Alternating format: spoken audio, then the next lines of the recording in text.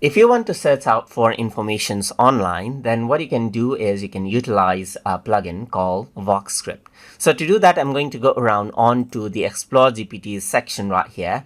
And over here in the Search GPT section, I'm going to go around and type in Voxscript right here, just like this.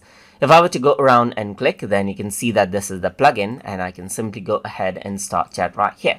Let's say I need some website regarding, let's say, for example, information about different operating systems. Then I can simply go around and say search and list out different pages which has the details about different operating systems right here, just like this. So if I were to go around and do that, it uses the Voxscript plugin in order to go around and search. So let me just go around and allow it out right here.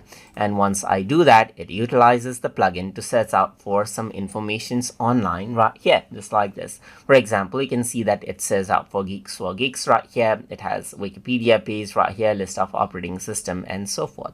So if I were to go around and click, you can see that this is an actual website right here. And this is how you get information and websites right here that you can access out according to how you want.